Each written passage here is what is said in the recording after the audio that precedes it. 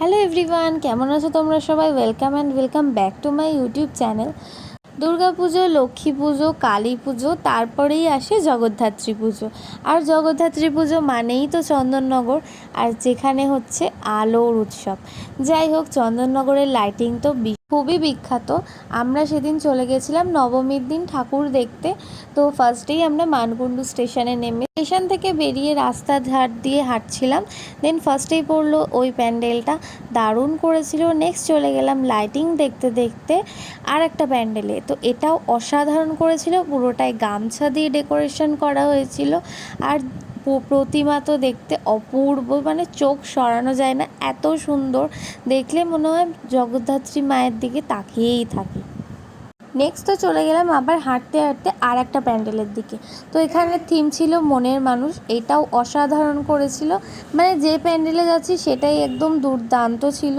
মাতৃ প্রতিমা নিয়ে তো কোনো কথাই হবে না, দারুণ এক কথায় যাকে বলে, চোখ সরানো যায় না। তার সাথে ছিল মায়ের সাজ, আর এই সামনের তানপুরাটা অসাধারণ লাগছিল। আমার তো এত ভালো লেগেছে, মানে কি বলবো। শুধু ঘুরলে আর ঠাকুর দেখলে হবে, কিছু খাওয়া দাওয়া তো করতে হবে। তার জন্য এই কাকুর কাছ থেকে নিয়ে নিলাম ঘটি গরম। ঘটি গরমটা মোটামুটি ভালোই ছিল। যাই হোক, তারপরে একটু আইসক্রিম খেয়ে নিলাম। আইসক্রিম খেতে খেতে যাচ্ছিলাম নেক্সট প্যান্ডেলের দিকে। এই প্যান্ডেলটাও বেশ ভালোই করেছিল, এটা একটা গলির মধ্যে হয়েছিল। তো আমরা গলি দিয়ে ভেতরে ঢুকছিলাম। এটা কাঁচের ওপর মেন করেছিল, বেশ সুন্দর ছিল।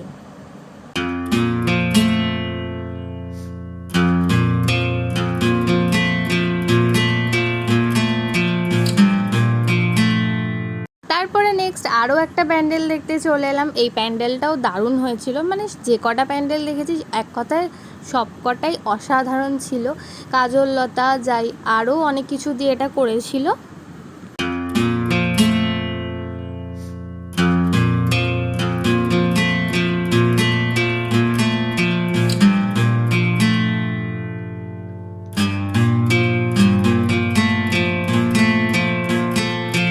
নেক্সট আরও একটা মাতৃ প্রতিমা দেখে চলে গেলাম অঘরী মহাকালের যে থিম হয়েছে সেই প্যান্ডেল।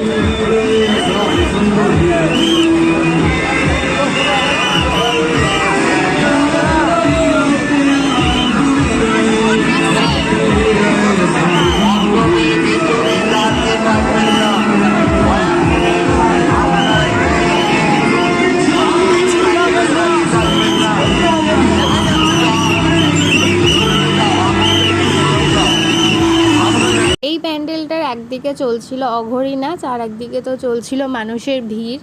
যাই হোক, ভিড় ঠেলে ভিতরে ঢুকতেই একটা অসাধারণ মাতৃ প্রতিমা দেখলাম। জাস্ট মানে কিছু আর বলার নেই, যে কটা মাতৃ প্রতিমা দেখছি সব কটাই দারুণ। তারপরে এই করতে করতে চলে গেলাম রানীমাকে দেখতে। রানীমার মুখটা এত সুন্দর যে কি বলবো। নেক্সট চলে গেলাম আমরা অম্বিকার প্যান্ডেল দেখতে। এখানে করেছিল সবুজ হারিয়ে গেলে যে অসুবিধাগুলো চারিদিকে হচ্ছে সেটাই তুলে ধরার চেষ্টা করেছিল। যেমন আমরা গাছ কেটে বাড়ি বানাচ্ছি, আমাদের গাছ কাটার জন্য পশু পাখিদের অসুবিধা হচ্ছে, আরও অনেক কিছু, গরম বাড়ছে। তারপরে মাতৃ প্রতিমা দেখলাম, তারপরে এখানে একটু বসেছিলাম আর মকটেল খাচ্ছিলাম। এই মকটেলটা নিয়েছিলাম আমি, এটা ছিল ভার্জিন মইতো।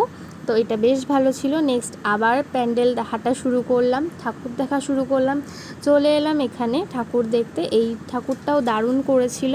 নেক্সট এটার মাতৃ প্রতিমা দেখে আস্তে আস্তে আমরা যাচ্ছিলাম বাড়ির পথে, কারণ আর ভালো লাগছিল না। এটা হলো গোপালবাগের ঠাকুর, ঠাকুরটা অসাধারণ, আর কানেরটা দেখো জাস্ট দারুণ, এটা খুব সুন্দর করেছিল।